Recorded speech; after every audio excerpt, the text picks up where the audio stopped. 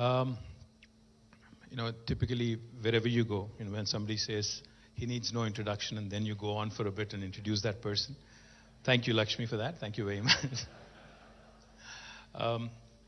Nishant Pandey, Rebecca, the acting consul general here, Jayesh, my principal secretary, BVR Mohan Reddy Garu, and I see a lot of friends that I haven't seen in a long time.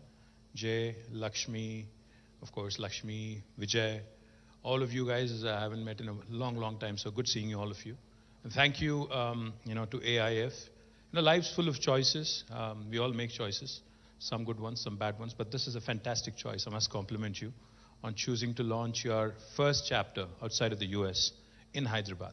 Because as I keep saying, wherever I go, because I'm the Minister for Industry, Information Technology, it's my fiduciary responsibility to actually make sure that my city is positioned well. So I keep saying this everywhere I go. Let me repeat it. Now, Hyderabad is one beautiful city where the north of India meets the south of India, where heritage, history, culture meets the new age, vibrant, technology, life sciences, aerospace, and other sectors. Hyderabad is that city in India where biology meets technology. Hyderabad is that city where paratha meets dosa. Hyderabad is that city also where life sciences marries data sciences. Hyderabad is that city where Mangoverse meets Metaverse. And in your case here, Hyderabad is that city where philanthropy meets, I think, some really, really good entrepreneurial spirit that we have in the room. So my compliments to you on choosing Hyderabad, and I'm very, very confident that, I can't say the same thing about your travel choices. You started with Jamshedpur, Ranchi, and then you're off to Bhopal tonight. All terrible choices, I can tell you that. Matthew, yeah, we have you to blame for that. And he's actually gladly taking responsibility. Thank you for that.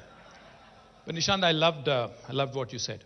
You started off saying this is a very special place. It is indeed. I thought you would talk about how you met your wife here. You didn't.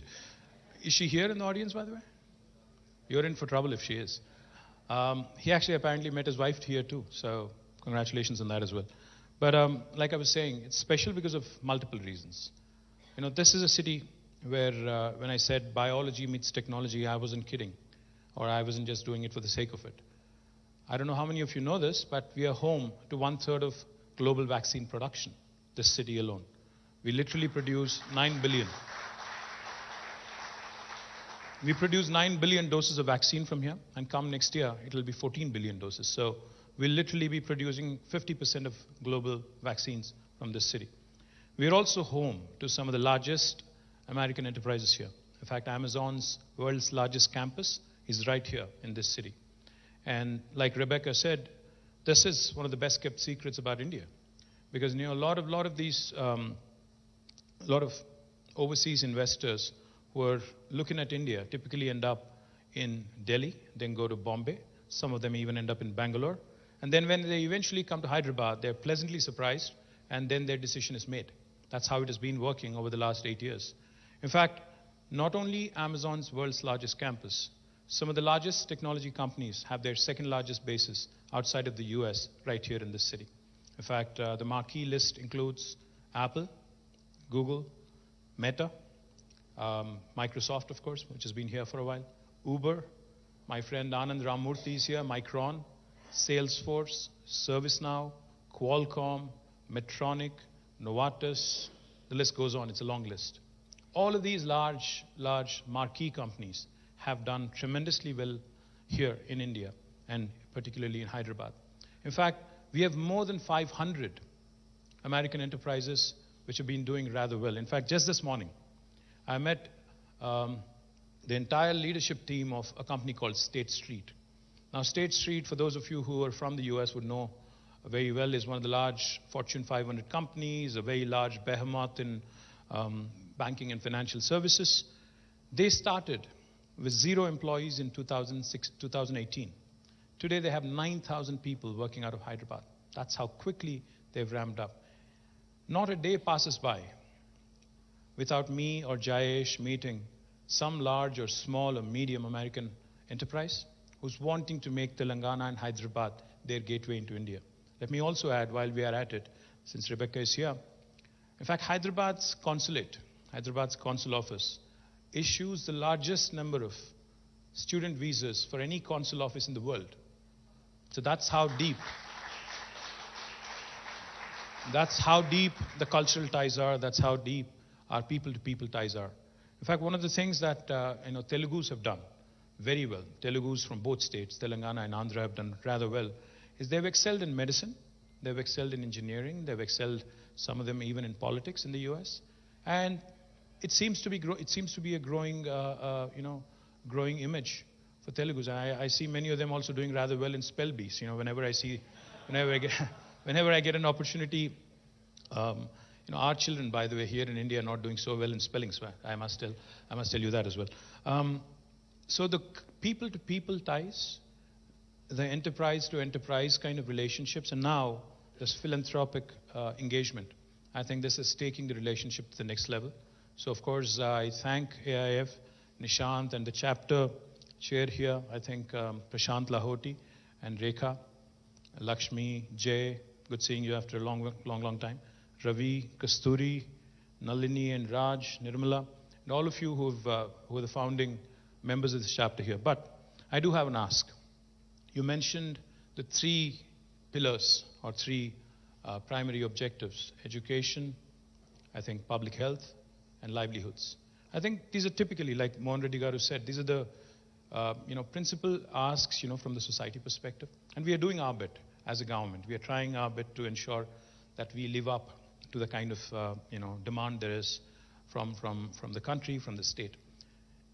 If you actually look at what India has to offer right now, I was telling the team from the US, India is a very, very young country. In fact, 50% of our population is less than the age of 28. That's the median age. 65% of India is less than the age of 35. So as the world is getting older, India is getting younger. This is, in fact, I can't say this enough, I can't stress this enough. This is the biggest asset India has at its disposal. In fact, one of the things that I keep talking about wherever I go is the human capital, which you mentioned also, and how it can be nurtured and how it can actually help India really jump a few hoops and get into the second world and thereafter into the first world, is something that we all need to focus on, with a lot of synergy. In Telangana, we are doing a few things which I think are in the right place, which I think are headed in the right direction. We have, in fact, the largest number of doctors and the largest number of beds for 100,000 people, for any province in the country, for any state in the country. We have the largest number of that in Telangana. But more importantly, we're also ramping up our healthcare infrastructure. We're setting up a medical college and a hospital in each and every one of our 33 districts. Successfully, we've been able to do a few things when it comes to women's health. The infant mortality has come down big time. The maternal mortality has come down. Institutional deliveries have gone up in Telangana, almost doubled, in fact, from 30% to 62%. And more importantly, education. I know Lakshmi does a lot of good work with, Teach for Change, and Chaitanya, Lakshmi, and the entire team. They do a great job. So we have a number of such NGOs, a number of such partners working with the state as well. What I would love to see AIF do is possibly, work with us, work with the government, as opposed to, and the industry, of course, here. And like Mohan Reddy Garu said, raising capital should not be an issue. As long as you deliver on the promise, as long as you're able to actually come out with an outcome-focused approach, outcome-based approach, as long as your metrics, your numbers will speak for you, I think raising money should be the last of the concerns. A lot of people in Telangana have made lots of money in the last 8 years, trust me. I know. The industry has been growing, the wealth has been growing, the state has been growing.